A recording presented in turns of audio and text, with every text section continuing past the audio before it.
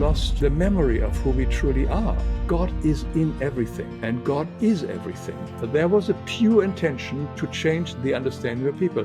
But then it became organized, and people took over their stories, and then came the church, and then they used that energy negatively against the people. I definitely believe there are other worlds, other entities, and we will be, as a spirit being, also live in higher frequency after we have died here. This is all energy. It's all vibration and frequency, nothing else. The entire system, you and I are nothing but frequency and entitlement. There is nothing real here. The more we work on our connection with this divinity within us, the safer we are for the future, the more we are secure we are for the future. And that is really a path between you and God. There are no teachers. The teacher is Christ within yourself.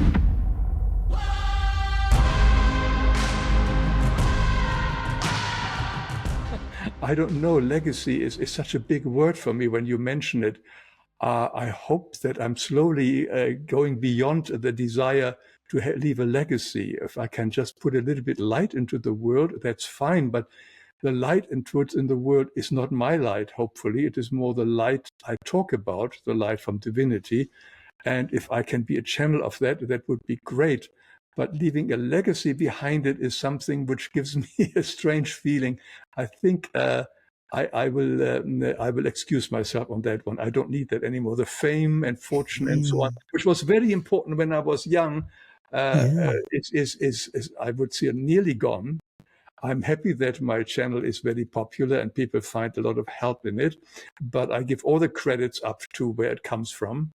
And he is the one, the divinity in me is the one who hopefully guides what I share in my videos and also in my interviews. And he deserves all the credit, and it's his legacy. And if I can be a little bit part of it, that's great. So my personal legacy, it's of no importance, of big importance to me. One of the questions that emerges from that space then is, was there a transition point where what you were doing was more self-focused and then it transitioned into being greater and greater levels of service? And what was it? I'm sure it probably wasn't one thing that unlocked that. It's probably a thing over some period in time.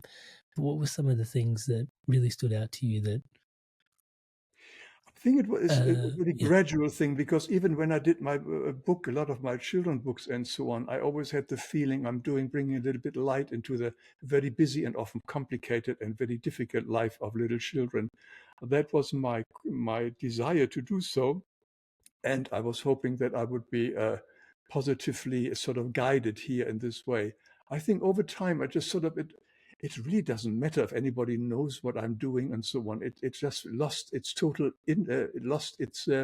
importance in my life. So it came slowly up. Particularly, I must admit, it's very easy to say, "Oh, don't need the legacy," because I had my worldly success. Let's put it that way. When I did a lot of books and so on, and sold millions of copies around the world, there was something where it says, all right, I've achieved a certain limit.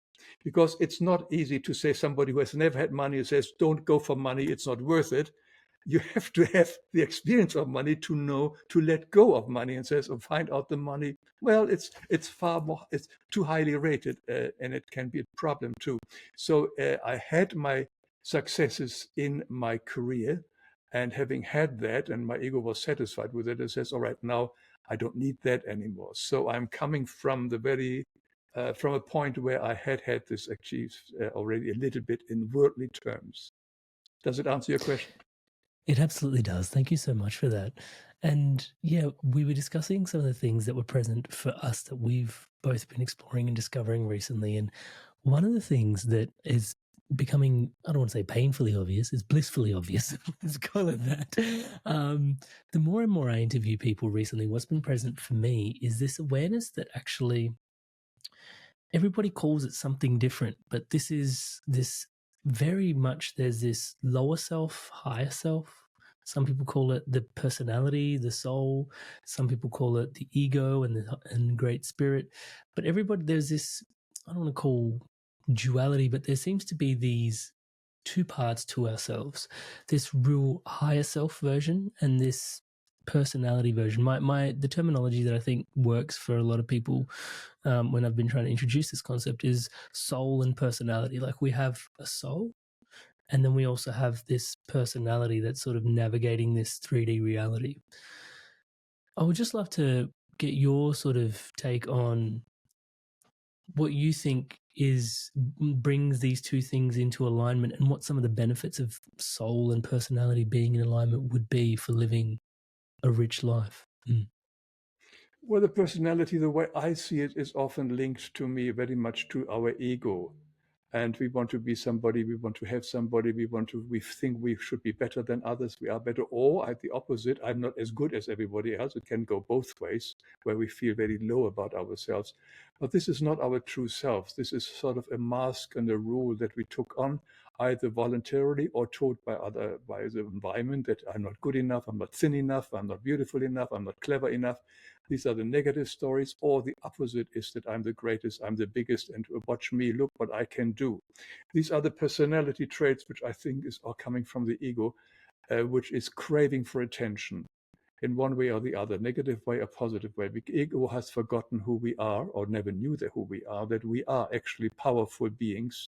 Our higher self knows exactly who we are, and we don't need to play these games. But we play these games because a lot of other people around us play these games too, and we have lost the memory of who we truly are, that we are this perfect being inside ourselves. We don't have to become a perfect being. We are a perfect being, but our personality or our ego doesn't really allow us to be that perfect being, because over time we have created so much negativity, which is now burdening us as karma.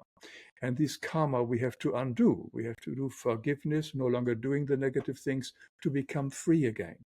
So the goal is to become free again of the personality, because the personality is person-oriented, ego-oriented. The higher self is truly divine-oriented, the divinity in us, to bring out the divinity in us. The divinity doesn't play games and doesn't have any complexes and lacks. The divinity always works from abundance, from fullness, and knows exactly who they are.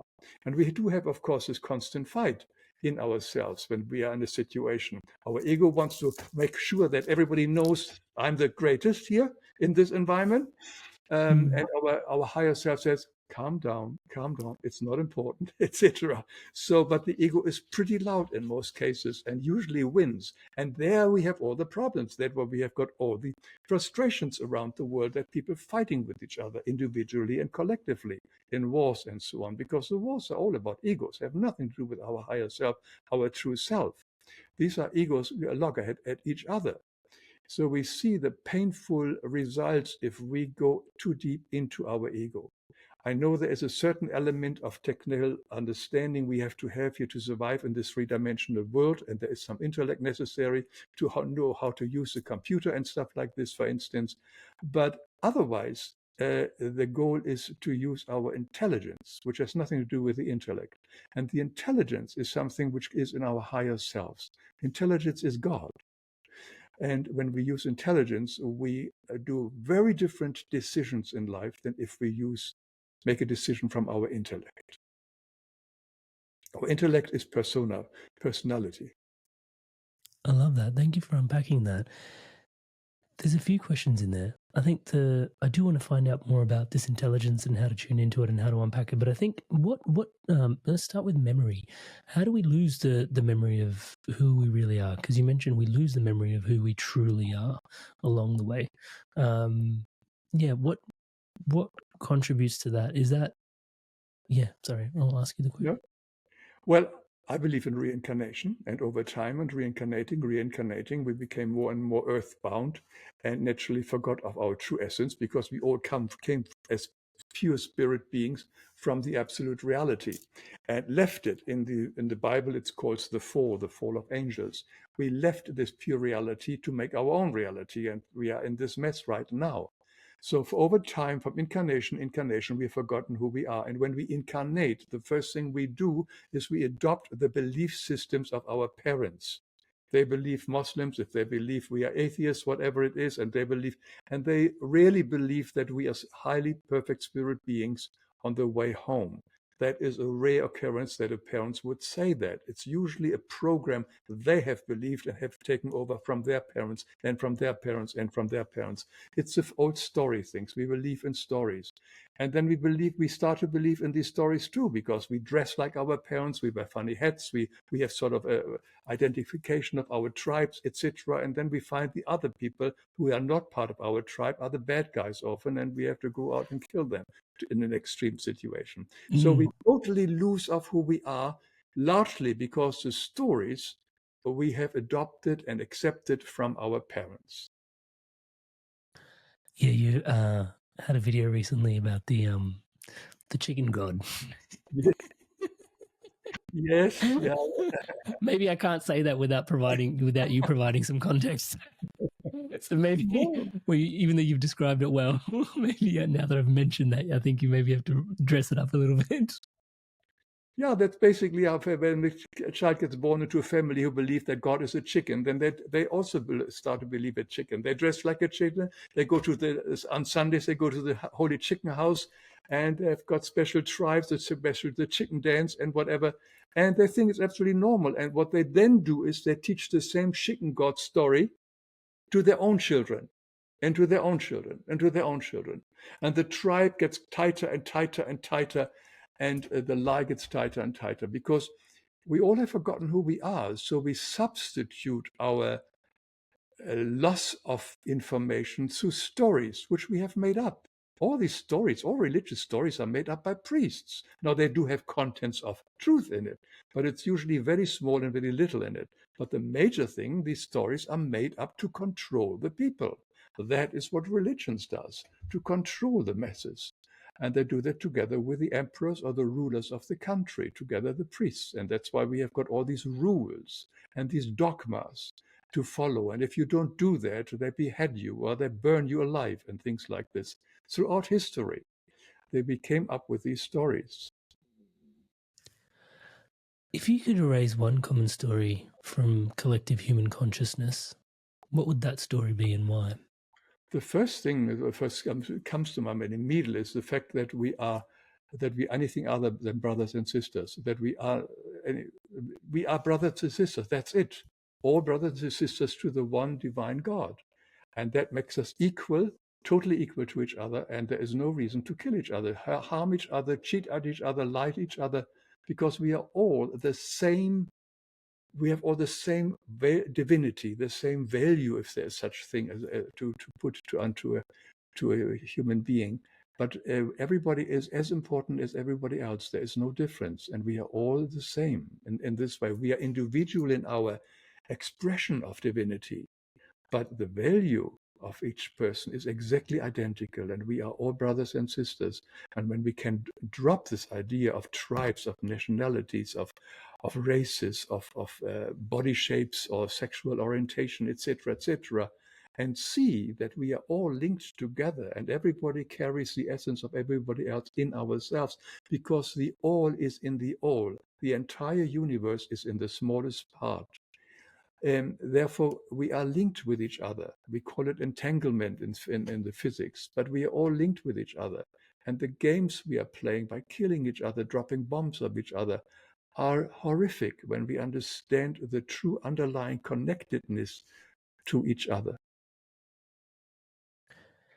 Yeah, the concept of entanglement and now interconnection is when you start to think potentially even as the Big Bang as this, bunch of molecules and particles exploding and then like life being present here so many, however many years later, and us having this really incredible experience of consciousness folded in on itself is quite remarkable, because one of the things that fascinates me back to us discussing some of the things that have been present for me recently is, they found, I think most people listening into this podcast are familiar with the quantum experiments of quantum entanglement. Two particles that were connected, they split them and they fire off and they tickle one and the other one laughs. I don't know if electrons laugh, but pardon me. But they tickle one and the other one laughs, or it laughs inadvertently. So one turns right and the other one turns left because they're still entangled, and there's that sense of balance that's being maintained. But then when you start to think about society at large, it being like this whole entangled soup. It's really interesting to think about, just the checks and balances amongst nature's own will. Does that usually line up to divine will? It's just a deep curiosity point of mine. Like, is everything entangled? And what keeps the checks and balances? Everything is in everything. The negative is a positive. The entire absolute reality is in everything, and so is our temporal reality in everything. So if we do something positive, that positive is reflected not in the entire creation, not only in this room you are sitting in, but because we are also in everything else, in everyone else, and everybody else is in us. So it's quite powerful, our actions, our thoughts, what we do, because we really affect the entire creation, not only this universe we are living in, but everything else, because everything is in everything. That's an old maxim, ancient maxim, that all in the all. So when we understand that everything is in everything, there is something much closer than the entanglement between two electrons. It is really we are totally connected with each other, because God is in everything. And God is everything. So just by this basic fact that God is everything and is in us, is the fact that we are all divinity, all parts of divinity. Now, the expression, what we do in our life, is not necessarily divine, often the contrary. But in us, in ourselves, in our soul, and in each cell of my body, and in every organ of my body, every life form has got the God spark in it. It's a life spark in our world. And that life spark contains everything. The whole is in everything, in us. God is a divinity as the whole is in us. And when we understand that the divinity, God, the whole, is in us, we, without much imagination, we can easily understand how powerful that is, that statement, and how much peace this kind of statement can give us when we understand that the entire creation is in us, and the entire creation is in you, and everybody I meet is carrying the entire creation in them. It's a very unusual concept if we have never thought about this, but it is a fact, because everything is in everything. And why would I hurt you when you are me? Or you carry part of me? It doesn't make sense, does it? The referring back to what you were saying about the fall of angels, is it somewhat remarkable that we've developed these personalities, these individuations along the way, that sort of get in the way of us recognizing each other's divinity, given all the stories that are in there? Or like the fact that we've still got our divinity, is it? Yeah, I'm just curious, like, what your thoughts are on that, like, because obviously we've managed to maintain our divinity, but also maybe the divinity was always meant to be there, and this is just the illusionary self. Well, we are living in this illusion at the moment, which we call our material world, which is temporary.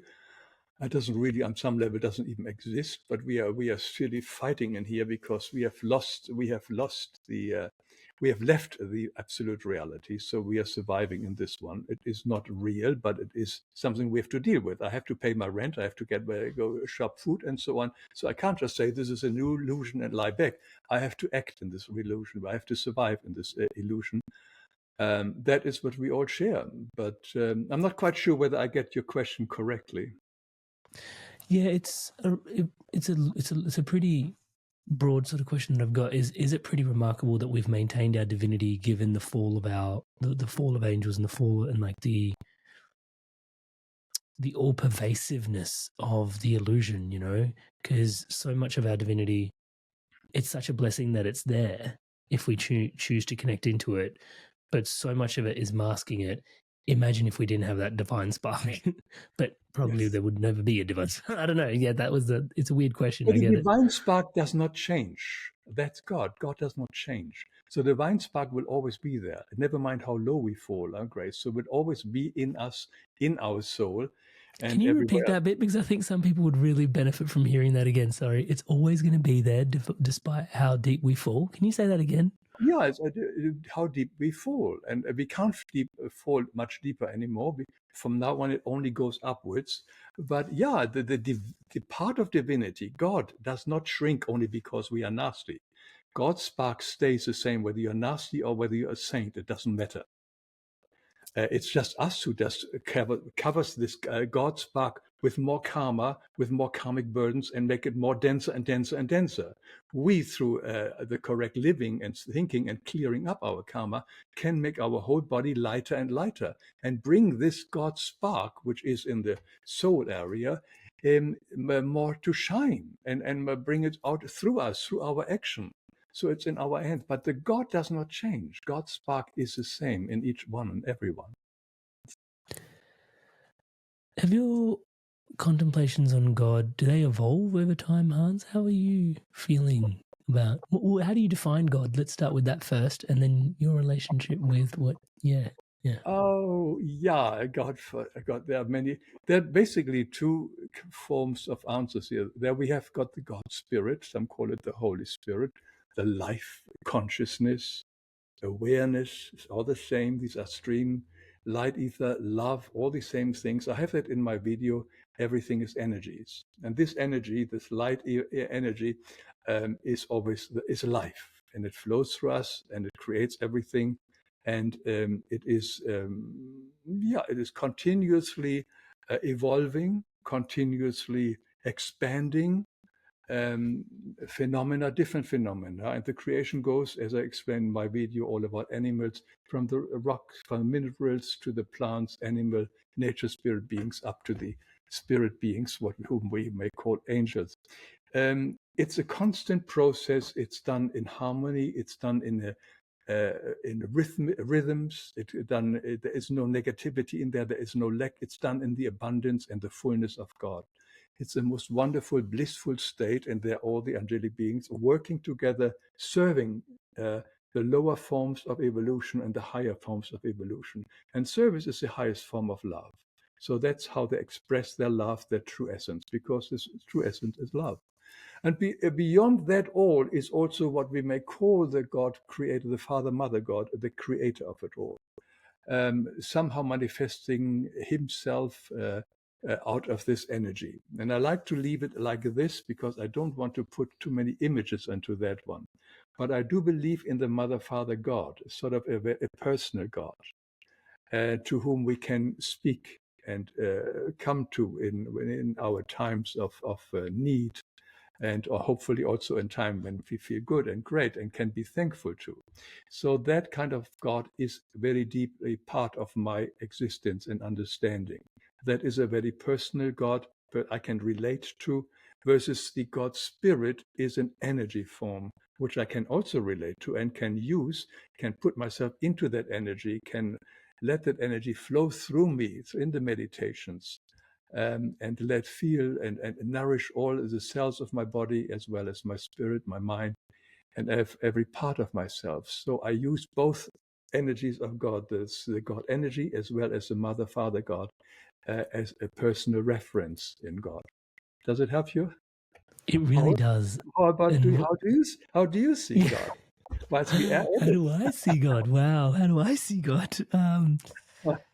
How do I see God? Wow. Yeah, it's a really, I guess by faith, I'm a Sikh. And maybe that's my chicken story.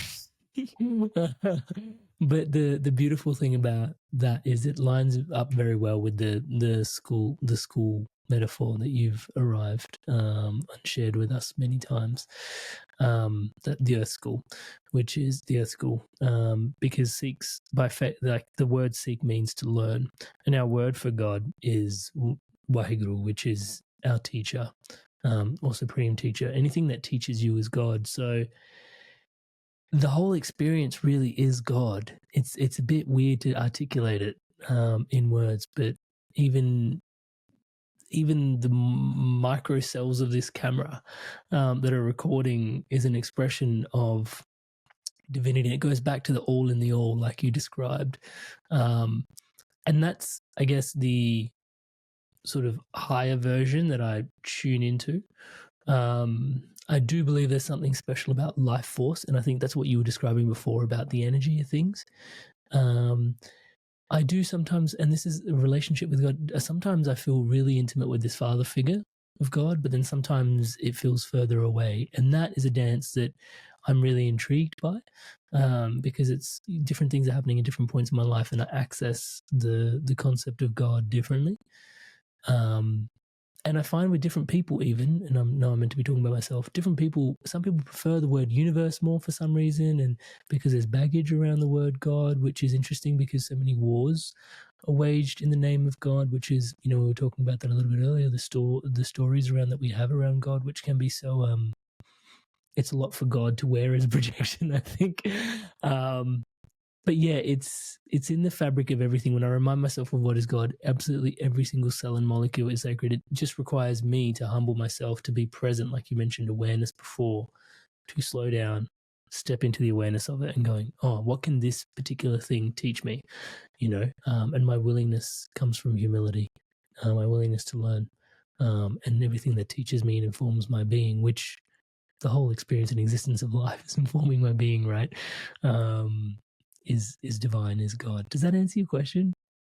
Yeah, does it answer your question? I mean, because we are all having some. We are still I think everybody is still working on that kind of relationship. But the one thing I think we both agree on is we need it. We need that relationship in our daily life. We need that connection, whether we have it once a day, twice a day, 3 times a day, or throughout the day, all the time. And that, I think, is the important thing. We need it more than the money, the air, or whatever it is, because if there's no money and there's nothing else, at least there's always God, always. So I think it is important to realize that there's always God. And never mind, we can be lacking of everything else, but God will always be there. And the more we work on our connection with this divinity within us, the safer we are for the future, the more we are secure we are for the future. And I think that is the best security we can achieve, is to create a very deep connection to divinity in us, and possibly to be able to connect with that divinity at any time throughout the day, quietly and in any situation. And when I learn from it, when I do, then I also feel immediately the sense of calmness, and out of the sense of calmness, I make better decisions and say better words and act differently. So every time I connect, I am becoming a slightly better person. There's a really yummy question that's opened up for me there. But one of the things I wanted to highlight that I've been learning recently is the difference between beliefs and faith. And we were talking about story earlier, and what's distilling for me is how much of our stories impact what we believe. Similar to going back to the chicken god is such a good example. Metaphor, because it impacts what we believe. It's like, I'm going to believe in that, and yet I think in common vernacular, faith and belief are used interchangeably. But when you start to cast a wide light and lens on it, they're actually vastly different. And I believe the belief lives in this realm of story, whereas faith lives in this basic connection of what we're discussing. Your thoughts on belief versus faith? I have to give it some thought. Initially, I think I tend to agree with you, that faith is the more deep understanding, but people do have also faith in wrong things, like faith in money, faith in the stock market. So faith is not necessarily always based on some good understanding or deeper understanding of life. We can easily have faith or belief in things which can distract us from our path. So I would have to give it some more thought. At the moment, I don't really have any kind of specific definition. I prefer the word deep knowing, and the deep knowing comes when we apply beliefs. When I believe that going this road all the time, then I will be able to do this. And the same is also with any practices, spiritual practices. If I try the spiritual practice out and it works, and suddenly I find out me being nicer to people, people are nicer back to me, then I don't need to believe in this. I know it works. And once it comes from a knowing, you see, I know that there's a God. I don't believe in God. I know God because of my own experiences with God. So that I prefer than even to faith. I believe in knowing, and knowing comes only when we apply what we believe or maybe have faith in. So that I think is the important step, to apply what we know, what we believe in. This deep knowing is one of my deepest fascinations, Hans, because actually a lot of people end up in like coaching with myself, and they end up saying this, like, I know there's more, or I know there's made for more, you know. And it's all I can reflect upon it so deeply in my life. Before I had this podcast and the coaching and all this sort of stuff, I was in a similar space where I was just like, I knew something was off in my life. Like I just had this deep knowing, and it's in some ways, and intuition is profound. I'm not, you know, and it's extremely deep in and of its own right as a connection. And yet somehow this deep knowing that you're referring to goes even deeper than that. Yeah, can you tell us a little bit more about this deep knowing? Your relationship with it, its sources, its origins. Where, like, yeah, is it meant to be a guiding light in our life? You mentioned a different form of knowing. This deeper knowing without. I know exactly what you mean. My knowing was really to learn to believe. Believing is not good enough. You have to use your belief and to try it out. That makes a knowing. You cannot jump that thing. But there is another knowing, the inner deep knowing. I remember I had a similar situation when I started my first book, and I sold my first book, and I was hired as a guide, and was wonderful, and I made many more books.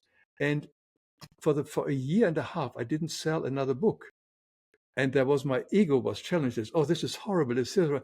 And there was this deep knowing says, no, this is absolute fine. This is absolute fine. Just try. I had exactly this knowing.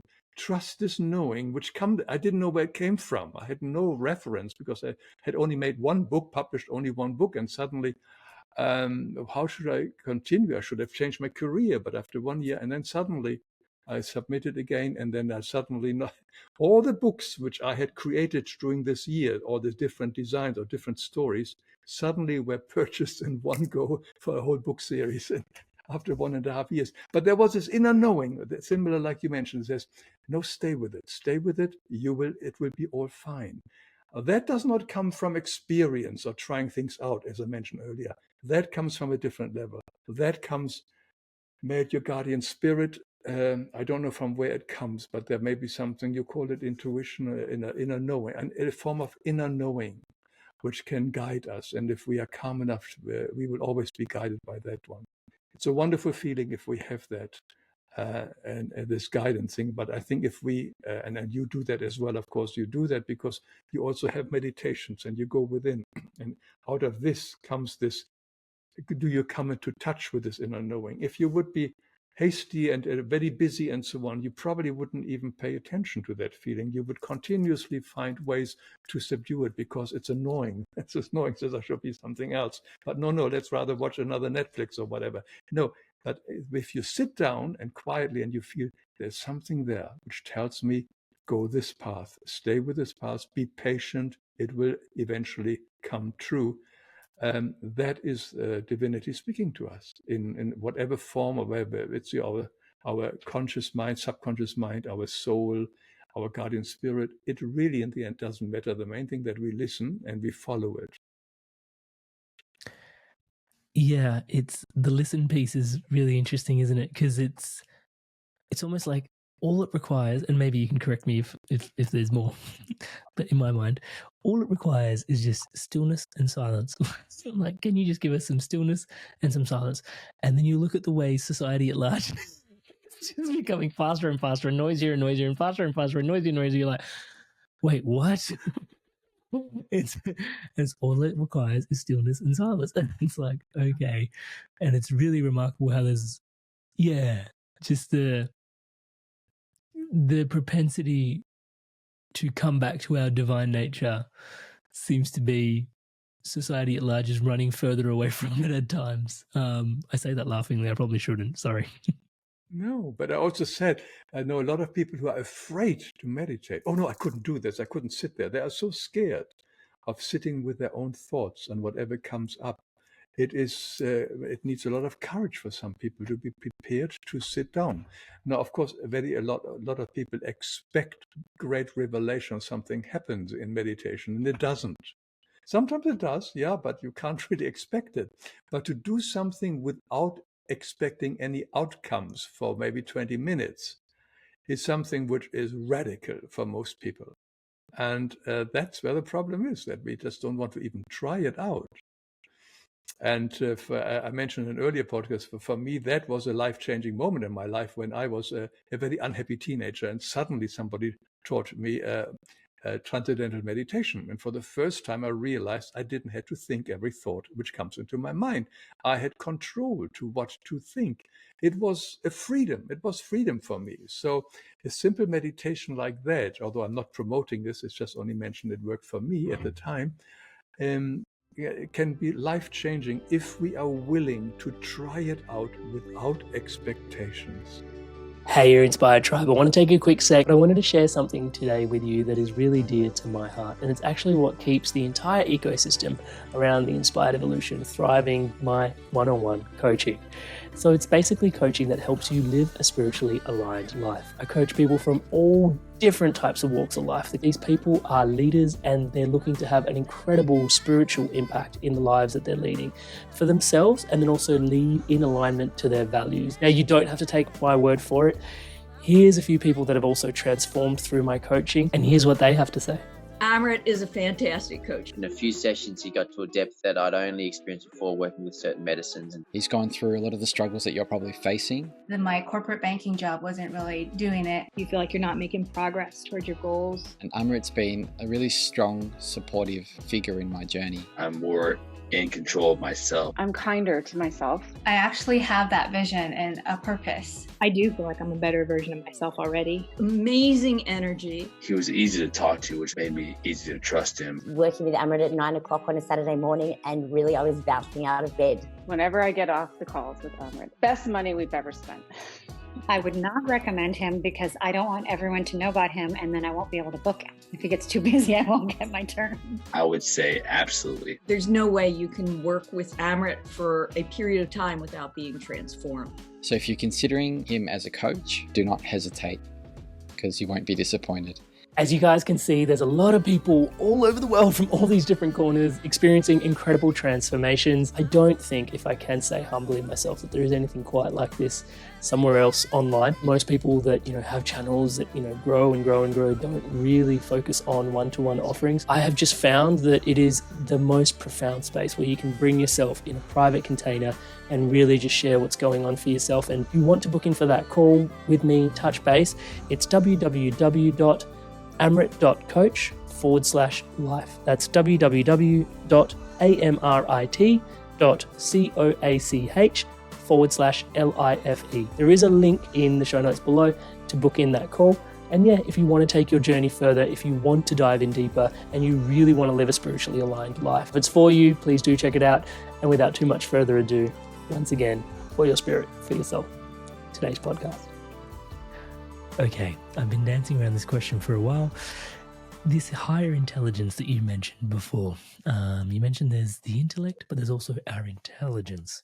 And we've been talking about a lot of different tools and modalities at the moment. How do we cultivate that intelligence, connect to that intelligence? How do we really live from a place of that higher intelligence? Again, through stillness, to find it. I will give you some example, very typical. I have this in my video called Intelligence and Intellect. And the intelligence, the intellect always puts things apart and tries to build it up. It's never really for the wholeness. It works on the small parts of it all. For instance, if we are sick, the intellect would invent medicine, inoculations, shots, whatever, our different procedures to heal and so on. And we spend a lot of money, and it always costs money with the intellect, to find all the kind of modules to get healthy. The intellect works on a much deeper level and says immediately, why did you get sick? What lifestyle have you been following? What are your thought processes? The intellect goes, the intelligence goes always to the deepest source and always works for the whole. And it says, so it's a lifetime change. What are the things which happen to create this? It doesn't deal with the illness. It deals with the source, what is happening there.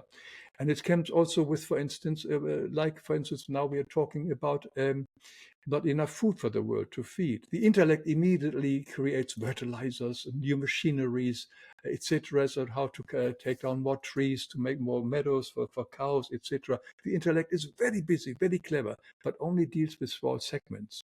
And it all costs money. The intelligence doesn't cost any money. It says, what's going on here? Can you look at what you're eating? There are billions of animals at the moment ready to be slaughtered for food consumption. Just imagine you wouldn't have to grow the feed for them. Just imagine the pain and suffering of these animals wouldn't be there. Just imagine how much healthier you would be if you wouldn't eat body parts anymore of animals. That's where the healing is. And it doesn't cost any money. This is the thing. The intelligence always comes with very simple, straightforward answers. And I give several other examples there. God is ingenious intelligence. Whenever we make intelligence decision we are dealing with divine intelligence, because it's always for the whole, for the benefit, for the well-being of the whole. The intellect always for the well-being for a small little sector. And it's usually very often money-making things, again, where we become enslaved to whatever there is created. But the intelligence goes always to the source and finds here what can be changed. And that change is never involved with money. It's a change of attitude, a change of understanding, of becoming aware, of remembering who we truly are. Divine beings who wouldn't harm other beings and wouldn't harm ourselves. We wouldn't want to eat bad stuff which hurts our body. Very simple thing that doesn't cost any money to understand, that we shouldn't stuff ourselves with junk food and stuff like this. So intelligence is available for everybody, anytime, if we are prepared to go to the source of the problem, not dealing with the symptoms of the problem. That's where the intellect comes in. Does it explain it? It does. It really does. I was wondering if some of it was connected to, because you do talk about the different dimensions in your work. You said it's connected to God source energy. Is it? Is there some part of the seventh dimension that's at work and in play here? And maybe you can explain the seventh dimension, or not really? Am I just reaching for something there? It's a big thing. Well, the God energy, the God spirit, we call it, or the all powers of God, consists of seven powers. And these seven powers, everything is made up of these seven powers. And since it is a seven-dimensional reality, we can only use clumsy words, descriptions of these energies. This is all energy. It's all vibration and frequency, nothing else. The entire system, you and I, are nothing but frequency and intelligence. There is nothing real here. So we have to understand. So even God, or the absolute reality, is nothing but energy and vibration. But the vibrations come in different frequencies, and it starts with the lowest form. This is the order. It's called order. And then comes the divine will, then comes divine wisdom, then comes divine earnestness, patience, and love. And the final one is mercy. These are the seven powers of God, or the laws of God. And out of this, everything is created. If we really look at creation, they all have these elements in it. And it starts, of course, with the lowest form, at the bottom. I shouldn't say lower, because they're all equal. It's order. And to walk the spiritual path, we naturally have to bring order into our life, into our thinking, into our speaking, into our acting, and the way we act with other people. And once we create order, then we can do the next step and find out what is a divine will, what is the will for the benefit of all, the love will. And then it comes wisdom, etc., etc. It goes up. So these are the seven powers of God, the seven laws of God, of which everything is made up of. And I don't know, what was your question? Any more specific? No. It was brilliant. I think it's useful at this particular juncture to just highlight that you've actually paired those seven divine laws well, maybe not you've paired them, but I don't know, maybe you can unpack that.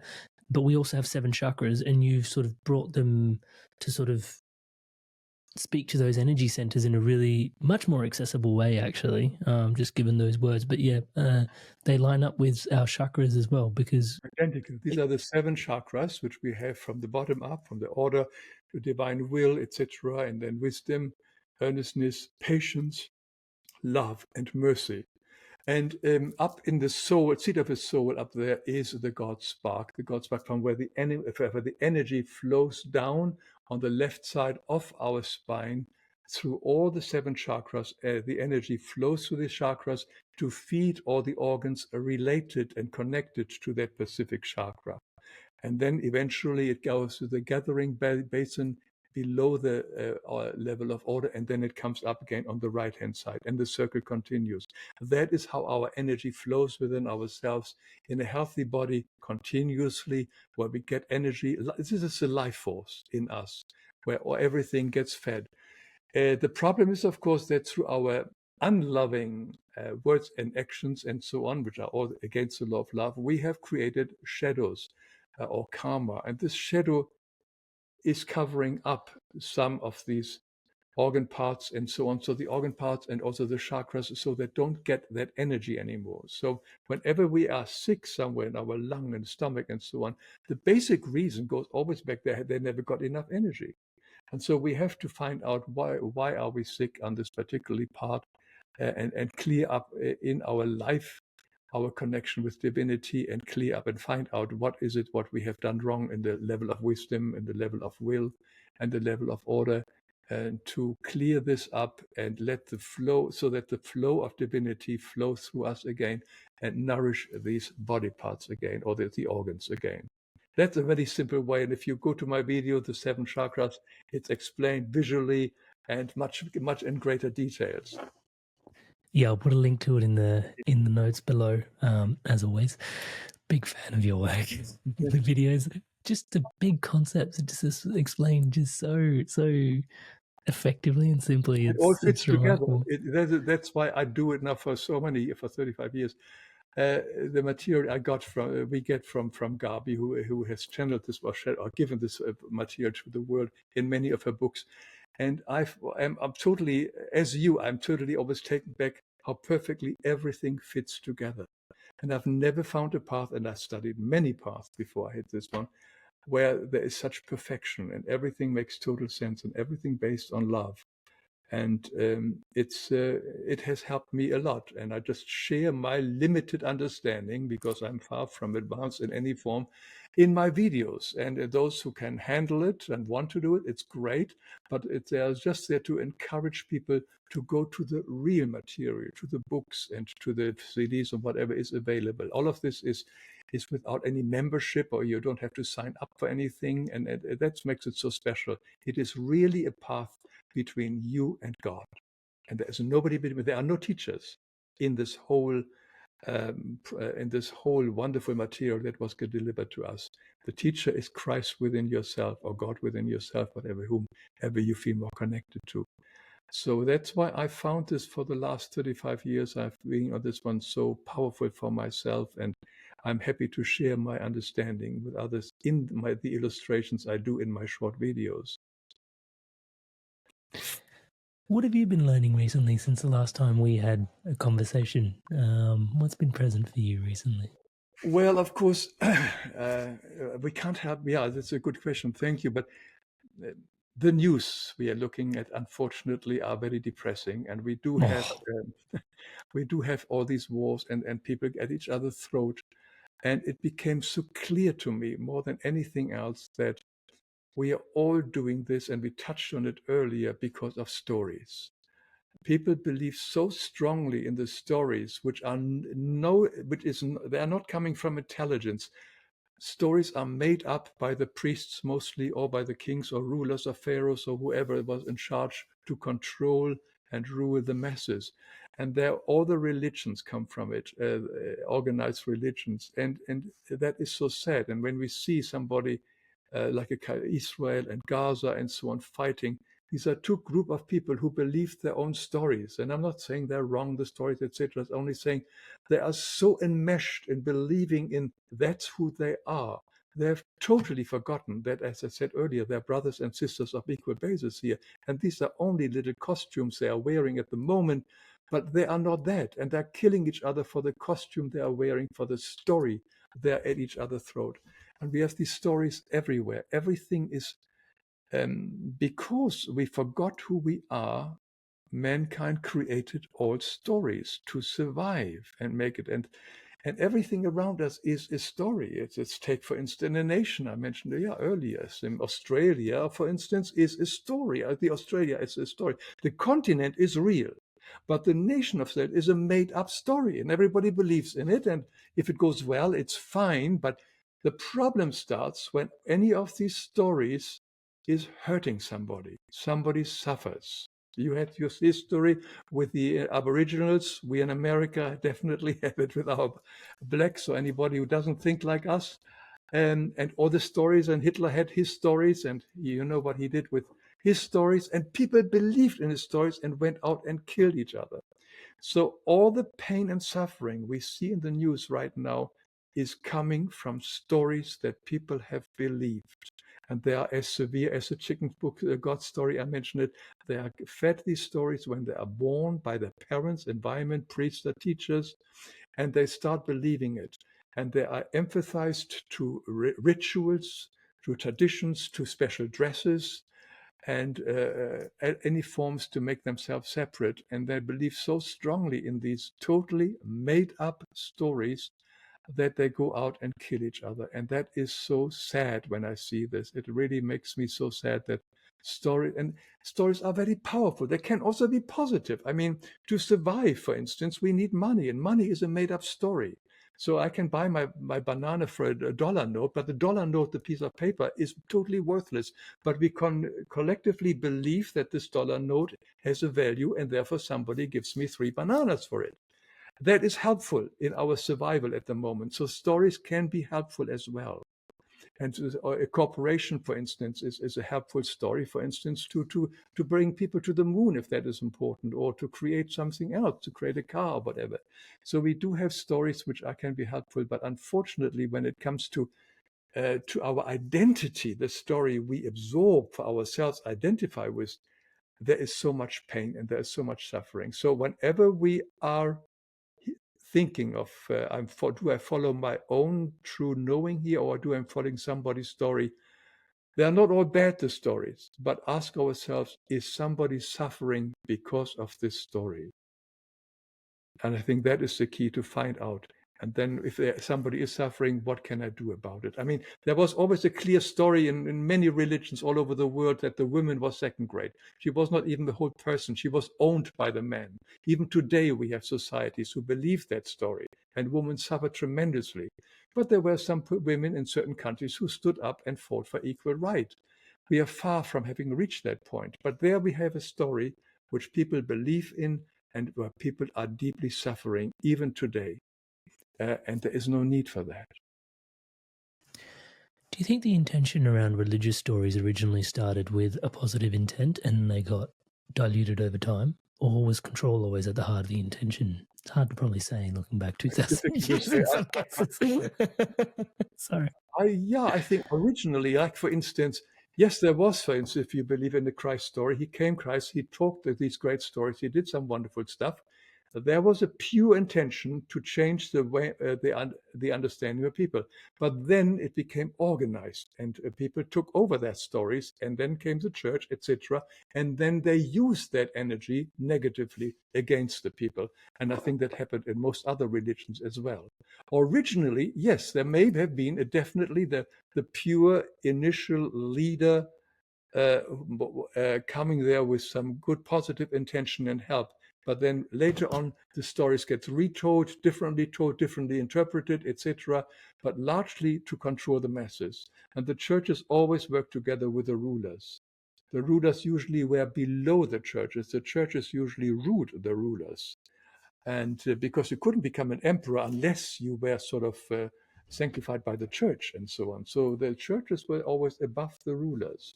And together they knew how to control the people, which can be helpful in some ways to make a whole nation. It says, look, you pay taxes here in Melbourne, so that someone else can build a bridge in Sydney. That is, for instance, a good story, and it's okay. You pay taxes, and somebody so that the whole country and the whole group of people cooperate together. And there are some great cooperative stories available for that. But in religion, unfortunately, it has become so bad. I mean, a typical example is that one day the priests in Europe said that God is very upset that the city of Jerusalem is now run by Muslims, and God would be so happy to make this a Christian story again, a Christian town again. So anybody wants to go down and fight for us. And so that's how the crusade starts, with the promise that anybody who dies for that will then also get special treatment in heaven. That caused the life of millions of people, the crusades. It was a story totally created by the priesthood. And there are many examples in history like that. I like how you helped us discern between stories that aren't serving us and stories that are coming from our deep knowing and that divine self. What do you think are some of the common illusions or misconceptions that people actually harbor about themselves? About themselves, I think in many parts it comes. A child usually picks it up until the year of 7. Whether you're stupid, whether you're intelligent, we are bright. Unfortunately, we are easily formed and influenced by the interaction with adults up to the year of 7. As a Jesuit said, give me a child up to 7 and I'll give you the man. Because that's when we are formed, most importantly, in those first 7 years of our life. And there we get our self-confidence, etc. from. And later on, of course, it adds to it, and a lot of other things can happen. But the self, it's very often because our ego compares itself to the others. Our ego says, oh, the others are either a threat or I can use them. And therefore I'm less worth than they are, or I want to be sure that everybody thinks I'm more beautiful, more handsome, more richer, more powerful than they, so they should see my new car and things like this. So we're playing all these games, but they are all these hopeless games. I think many of them come from our childhood.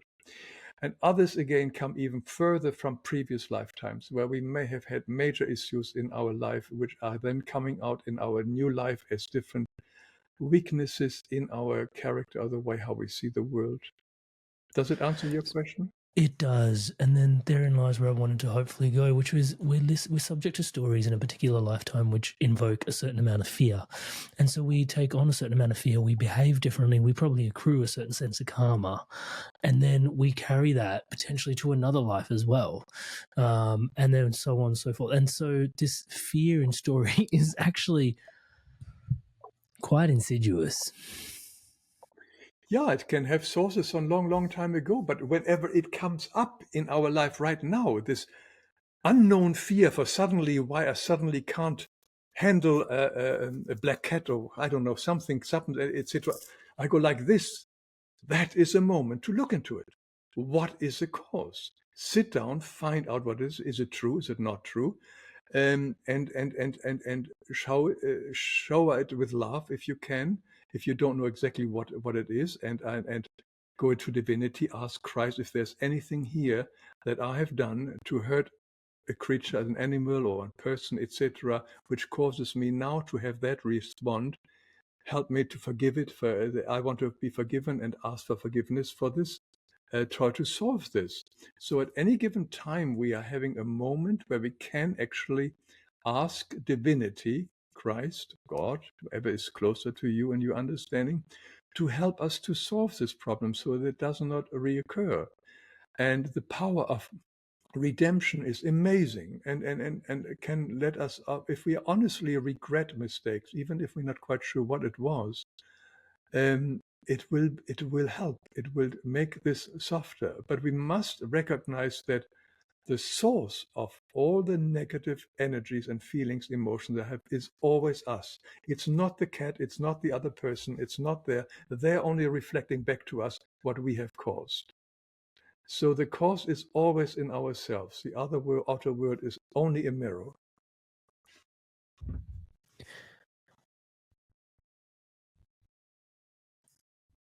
Do you harbor concerns for how the stories are playing out on a global level at the moment between individuals? Between nations and individuals, it doesn't look good. I don't know. I think the earth needs a bit of cleansing, and I don't know. I have no knowing or understanding of how it will become. I believe life will become more difficult for many, many people, but it's a cleansing act. It's sort of like washing your body, and we have to do that to where all the negativity comes now to the forefront, and we face it. It will be tough. It's like ripping off a Band-Aid from your hand. It hurts, but once it's off, it's out and gone. So yes, the pain may be severe, but all the pain is there, is a release of karma. It's like an illness. Illness basically is nothing but a flowing out of karma. It's bad, it's tough, it's painful, but once the karma is flown out of our system, of our as a soul burden, we are free of it. And if we go through these difficult times, it's a form of freeing ourselves as well. Now, the key element here is, of course, how do I respond during this time? I can make things also worse. I become more selfish. I can buy more pistols to shoot anybody, etc., and get crazy in this possible disaster or end of the world or whatever scenario. Or I can work from a divine, more calm and understanding level. So we always have at any given time the choices: are we working for our higher good or for our ego good? How do you see it? Oof, how do I see it? I think it's pretty remarkable, the conversation that we're having about story, because when I look at even just some of the elections that are currently going on, 2024, just the level of drama that is like, we potentially going to elect a president over there in the States, or that's, still going into court against legal battles, and the legal battles turn into stories. And yeah, even just tuning into how much story and legal stuff becomes story, I remember the Johnny Depp Amber Heard thing that was going on, and that was like a court case was televised, and it was like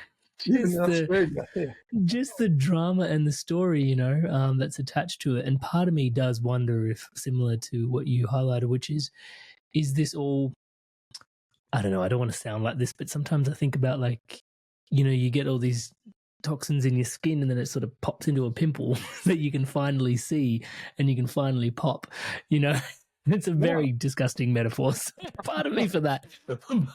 But, sometimes I feel like these things happen. It's like, all the toxins sort of collect and we can sort of see things. But I've been carrying that sort of vision for a while, and I'm hoping like things will pop and then heal. But it seems like more and more pimples seem to be emerging. But like you said, maybe there's more and more healing that's just awaiting on the other side of the pimples. So yeah, I think there's a lot of pimples. I've said pimples more times than I'm comfortable saying, to be honest. At present. But then also, like, we learn a lot. Like, I think looking at the stories around, even just, let's just keep running with the US election at the moment, there's so many stories in there, and they're so influential. And I think it's also, part of it could just be even that we're waking up to the power of stories, some of the people in the stories that they've spun to get into the places that they are. And it's just like, I see right through that now, like what is actually going on, Yeah, I'm hoping, and not just a hope, actually, I do trust that it's all in service to a greater awakening. Yeah. But like you said, it feels, it's not without its challenges. is what I would say. It can be difficult. But then again, it's also from country to country, from place to place differently. Some people will really experience in a nasty way, like the people in Gaza right now, experience it in a very painful way. Others people don't have that kind of extreme experience. So We all will experience it differently. So the key element here again is to develop that connection to divinity in ourselves as fast, as intense as we can, because in the end, there is absolutely nothing that can save us. Not our money, not our rich relatives, not well, even with atomic energy, pollution, etc. Nothing can really save us in this world, in this three-dimensional reality. And the only thing which is permanent, eternal, and helpful and positive and love is the God spark or the God in us and in everybody else. And if we focus on that one and feel the fullness and the abundance of divinity in us, hopefully we will sail through this period in a more calmful, collected and way that we are able to help others. I think the main key is not so much to save ourselves in this period. The main key is, will we be able to serve others? And the moment we take the focus away from fearing about our own well-being and seeing what can I do to help someone else in these periods, the fear disappears. Because love and service, service is the highest form of love. I'm saying these things very loosely, so to you, I just hope I remind myself whenever it's the fan. I'm not want to give the illusion that I'm there, but I know the way, and I hope I will not lose the way. Well, that actually brings me to one of the questions I was hoping to ask you today was around this, because I always leave our sessions with this really pure sense of awareness, and it's almost Puritan. It's almost like, hey, this is the way is quite clear. It's filled with love, a lot of light, understanding that your frequency, and doing the work in living from that space of the higher self. And there's a rub sometimes that appears, which is having this, I don't want to say idealized Puritan self, but let's just call it that for now in need of a better word. But then also at times that can also be, it can be a guiding light at so many times, but then there's also times where you are just human and your humanity kicks in and it becomes very 3D, and then you're somewhat suppressed by, I don't want to say suppressed by the pure self, but by the connotations of what you've drummed up to be the pure self, and not living up to the concept of purity. And so there's a balance, I think, somewhere there. Like, where does acceptance of our being sort of fit into this concept of purity? Do you understand my question? I know I think so, but I just wonder whether it is a purity or the higher self which is saying, wow, there you failed again. I think it's your ego. And the ego puts you down. The higher self would never put you down. God, love, would never put you down. Says, there you are, Amrit, you failed again. You know your shit, or whatever, get it, typical you. It would never come from divinity. It can only come from the ego, because the ego wants to make you feel bad. The fact that we stumble continuously on our path to divinity is a natural thing. We are human beings. It's a given that we fall down flat on our faces many, many times. The key is only, do we get up again? And that is the thing which counts. But the self-talk, the negative self-talk, or putting myself down for having failed once again, does not come from divinity. It comes from our ego, because the ego is highly invested in the fact that we feel bad, because that's an energy source for the ego. And the higher self will be calm and be quiet and says, okay, I'm here to help you for the next step. Like a loving father or the mother, when the kid falls down, it says, you have got two little kids and they fall down. You would, you foolish thing, you should get up, etc. Or stupid you are. You would never do that. You would stand there and hit up your kid again. And that's exactly how divinity would work for us. No different. And therefore trusting this constant guidance, this constant presence of divinity, and always trying to help us to stand up again. But the negative self-talk is not from divinity. Is this, did I get your question right? Yeah, brilliantly nailed it. Thank you so much. I really appreciate that. Yeah, I've been talking about God and energy, and one of the things that's been present to me recently is, and this has been around for a while, but it's come back around, is the awareness of just visual light, the visual band of light that we occupy, and this visual reality, and how much emphasis is given upon, the colors of the rainbow, basically, the visual aspect that we can see.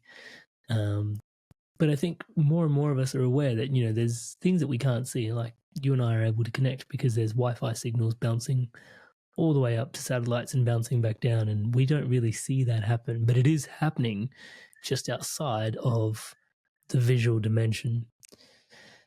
And that then opens up this real curiosity around what other forces, what other spirits, what other beings, what else is out there beyond the dimension of the visual. Because I think some people I've tuned into have started mentioning that there are that's actually where extraterrestrial beings live. And I can't say they do or they don't, but some part of it, the message always seems to be filled with somewhat fear of like, be afraid. And it's, but I'm sure, you and I have talked about guides before. Is that the space where you where you believe guides are like operating, like, are they as tangible as Wi-Fi, or am I just, this is an open curiosity point for me at present. Well, I know that my guardian spirit is right here next to me, so I don't say too much foolish things and helping me, hopefully. I know it. I don't see the guardian spirit, but I know that. And through conversations we had together and so on, I know it inwardly. Yeah, this is an interesting point you bring up, the very, very small, narrow range of light through which we see everything, perceive everything, etc. It's actually very, very tiny, and the real range of frequency is much, much higher and has got everything. Yeah, I believe that there are other universes in different frequencies. I mean, all in many of my videos, I speak about earthbound spirits. We can't see them, but they're around us, and they can influence us in a bad way, and some in the positive, but most in the bad ways. There is, for me, no question that there are other frequencies, and our physical eyes are just very limited to this very small little range of light that we can perceive with our eyes. But if we would have a different vibration, or our eyes are slightly different, and some people can see spirits, they can see a larger range of light than you and I can see. For me, there is no question that the whole universe is alive, and the invisible. There is a visible universe, there are the material universes and the full spiritual universes. So are different ranges of universes of different frequency. It's all frequency. Why shouldn't there be a frequency outside the frequency you and I communicating and seeing each other?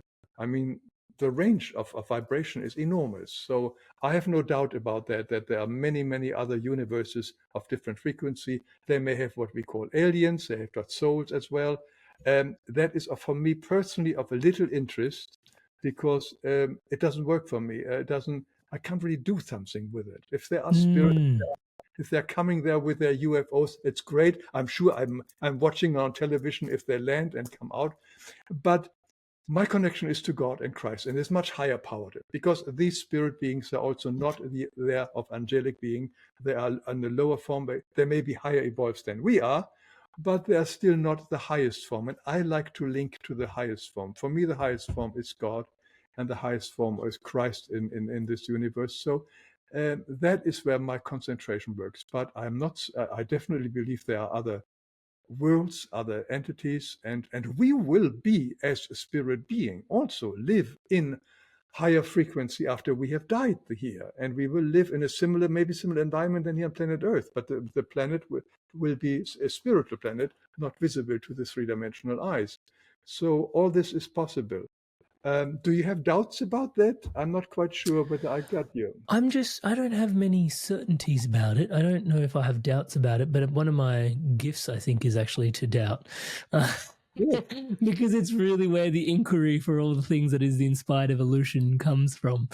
One of the things I got trained up as was a Gene Keys guide, which is actually a very interesting body of work, which I love dearly, actually. And one of my deepest things that I sit with is doubt and inquiry, and the highest, like they pair things in this sort of shadow, gift, and siddhi, they call it. And the shadow is doubt, the gift is inquiry, which I'm always inquiring around the inspired evolution, and the siddhi is truth. So the pursuit for, finding truth, I guess, in some way. But you're not meant to sort of think about the siddhi, you just sort of leave that alone. It just sort of comes as a consequence of you following your gifts. Oh. Yeah. So the doubt exists. Not that it's just the lack of awareness. I think very similar to how you articulated it, I guess I find myself finding teachers using that as a platform for more fear-mongering. No, I'll say fear-mongering, that sounds really intense, but yeah, fear-mongering, than promoting love. And therein, for me, the word that's been really present recently, actually, Hans, has been this concept of like integration. It's been really, really profound because I've been sitting with it and going, when I listen, because there's so much information flowing around the inspired evolution, as you can imagine.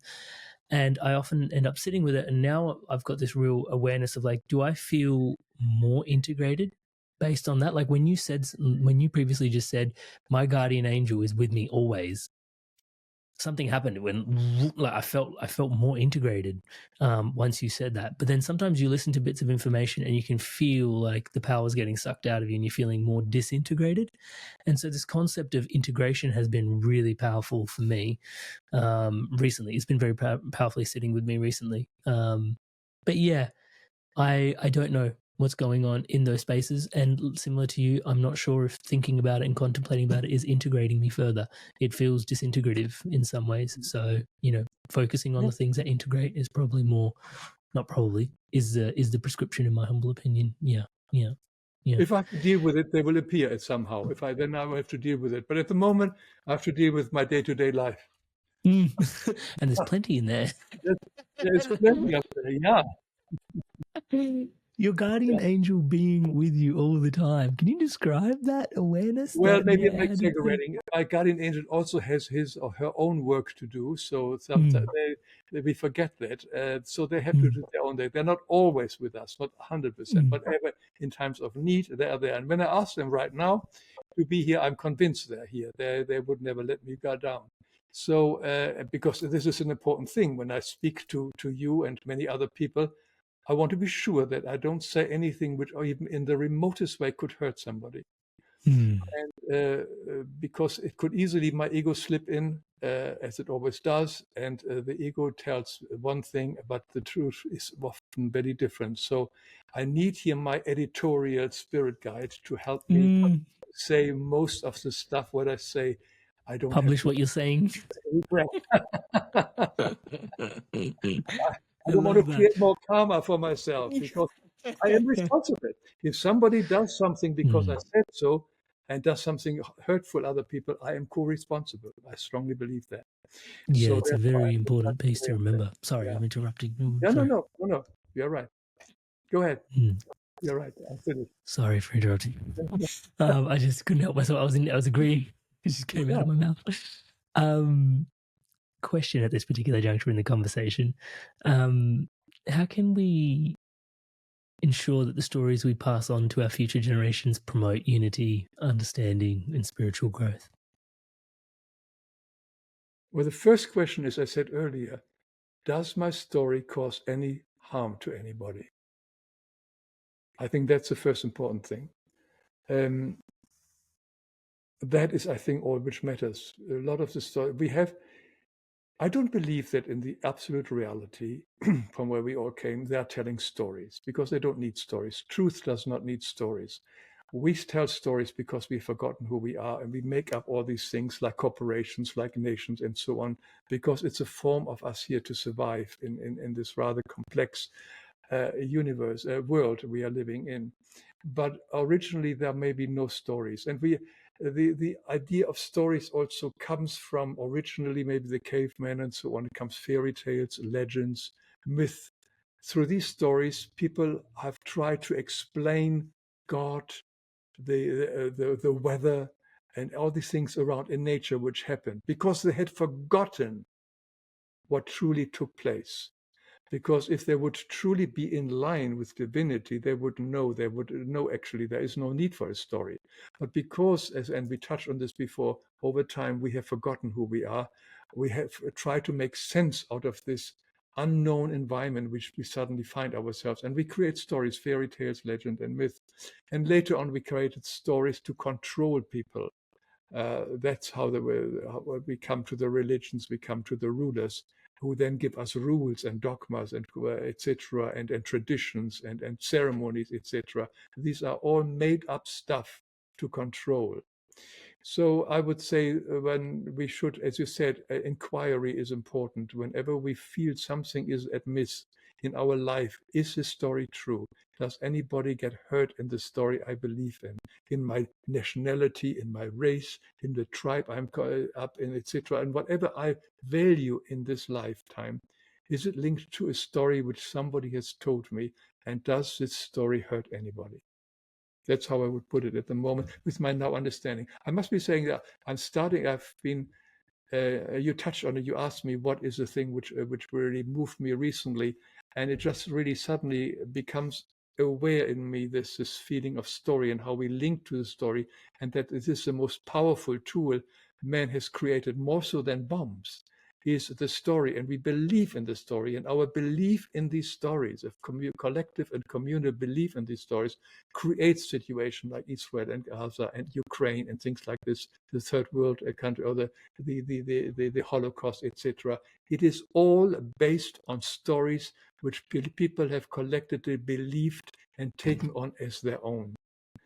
And if we question any story and inquire so on, I think that is just an invitation to question everything, and a question particularly any story I have subscribed to. Whatever I believe in, is it a story that it may harm or hurt somebody? Thank you for that. Is the impetus to then rewrite the story with my own narrative, because we can't really escape story given the illusion that we live in? Or is it to disconnect from the story and just see it as a passing thought? What's the prescription on the way forward from here? I think every story dissolves the moment we ask ourselves, who am I? The moment I realize that I'm a divine being and so are you and everybody else, we don't need stories. The stories are there made from our ego to protect ourselves. It's just like an armor around us. It makes us special, makes us unique. But I don't know whether a story needs to be replaced. To get rid of the injustice we're doing to women for thousands of years in this world, I don't have to replace it with a new story telling that the women are equal to the men. Women are equal with men. There is no difference. There is no need for a story. There is only need for truth. And that is a truth. So whenever we have a story which we don't like, I think if you go back to source, to good divinity, you will find out you don't have to replace it with a new story. Because stories are made by us to explain and even to overshadow the truth, which who we are, for various motivations. Some of them are just only to misguide us, and to rule us and to control us and to interfere with our own free will. I am very grateful that having this opportunity with you, because I learn our conversations always bring up something in myself where I also afterwards have to reflect and think about, because I verbalize something. It's very different when I hear myself talking about something versus having it in my head all the time. Because the moment I speak about it, it's also a much higher commitment. And is it true? I ask myself what I just said, is this true? So I can find out more about myself. So I find it a very therapeutic kind of session with you, where I explore myself and discover myself. Oh, that means so much to me, Hans. Really, I'm so grateful for you, and just again the time and energy that you just the willingness you have as well to share yourself so abundantly here with us, with the tribe and audience, means so much to not just me, all of us, as we can tell by how loved every single podcast that you've been on has been, how lovingly it's been received, and how much people love it. So yeah, thank you again for your body of work, your interests, your curiosities, your pursuit for truth and love, but everything that you stand for. And yeah, just really, really a big fan of Hans. Love you so much, man. Thank you for doing this with us. Thank you. Let's do it again when we have a time. That would be great. I can't wait. Thank you again for the invitation, and good luck. Hey, you're Inspired Tribe. I want to take a quick sec. I wanted to share something today with you that is really dear to my heart, and it's actually what keeps the entire ecosystem around the Inspired Evolution thriving, my one-on-one coaching. So it's basically coaching that helps you live a spiritually aligned life. I coach people from all different types of walks of life. These people are leaders and they're looking to have an incredible spiritual impact in the lives that they're leading for themselves, and then also lead in alignment to their values. Now, you don't have to take my word for it. Here's a few people that have also transformed through my coaching, and here's what they have to say. Amrit is a fantastic coach. In a few sessions, he got to a depth that I'd only experienced before working with certain medicines. And he's gone through a lot of the struggles that you're probably facing. Then my corporate banking job wasn't really doing it. You feel like you're not making progress towards your goals. And Amrit's been a really strong, supportive figure in my journey. I'm more in control of myself. I'm kinder to myself. I actually have that vision and a purpose. I do feel like I'm a better version of myself already. Amazing energy. He was easy to talk to, which made me easy to trust him. Working with Amrit at 9 o'clock on a Saturday morning, and really I was bouncing out of bed. Whenever I get off the calls with Amrit, best money we've ever spent. I would not recommend him because I don't want everyone to know about him and then I won't be able to book him. If he gets too busy, I won't get my turn. I would say absolutely. There's no way you can work with Amrit for a period of time without being transformed. So if you're considering him as a coach, do not hesitate, because you won't be disappointed.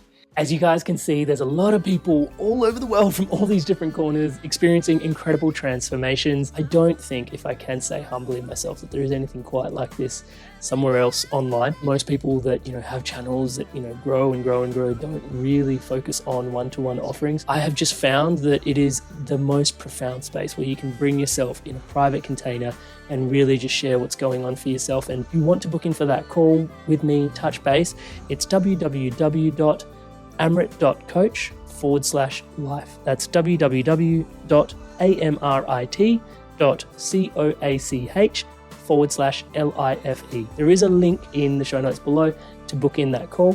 And yeah, if you want to take your journey further, if you want to dive in deeper, and you really want to live a spiritually aligned life, if it's for you, please do check it out. And without too much further ado, once again, for your spirit, for yourself, today's podcast. Thank you so much for watching this video all the way to its end. Obviously, you absolutely love this podcast, and I want to thank you so much for watching this all the way through. Here is another video that's perfectly curated just for you to watch as the next best video to keep your inspiration flowing, to keep you evolving, to keep you yowing. Check it out now.